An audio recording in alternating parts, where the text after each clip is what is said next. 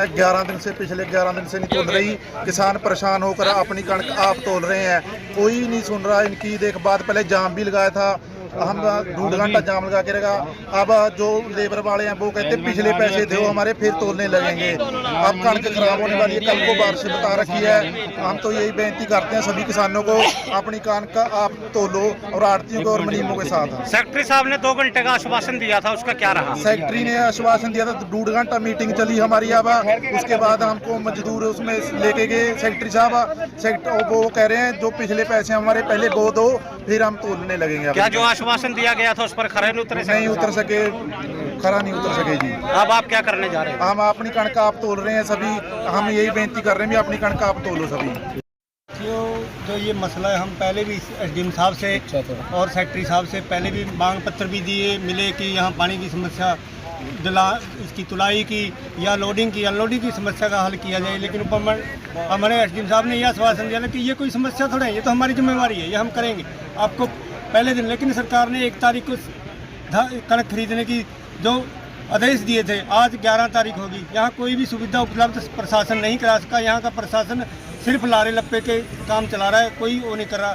और जो लेबर का काम है, लेबर का मुद्दा कोई आज का नहीं है, ये पहले का है। और उसके पैसे एक्चुअल में होंगे, लेकिन उनकी मिलीभगत करके सेलर वालों ने, आड़तीय ने या प्रशासन सरकार ने उनको अपने हिस्सों में बांट लिया। और आड़तीय तो कह रहा है कि सेलर वाला पैसे ले गया, क्योंकि हमने तो सेलर में जीरी उतरवाई तो वहाँ का लेबर पैसे चले गई। और सेलर वाला कह रहा है कि मेरा तो भाई ये थे, मैंने तो उनको पैसे दे दिए, वो चले गए, मैं कहाँ से लेके आऊँ रिकॉर्ड।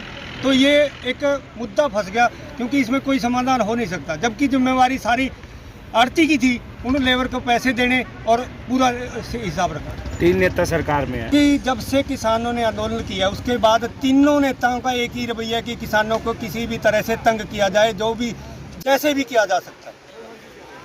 ऐसे है जी, आज हमने यहाँ जाम लगाया था क्योंकि 11 दिनों से किसान यहाँ परेशान है, और यहाँ जाम लगाया था और सारा प्रशासन इकट्ठा हुआ था।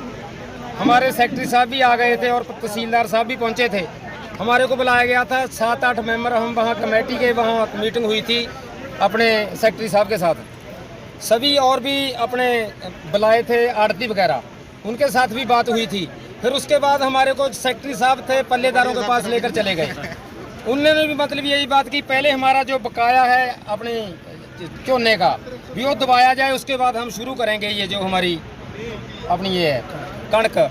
उसके बाद सारी बात करते करते कोई उस बात का हमारे को कोई हल नहीं निकला।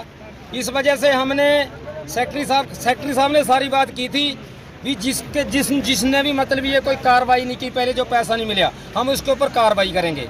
क्योंकि सेक्रेटरी साहब का बढ़िया आज हमारे को बहुत बढ़िया वो लगा ढंग, उनका जो तरीका बोलने का था, अनुशासन में रहकर बात की है।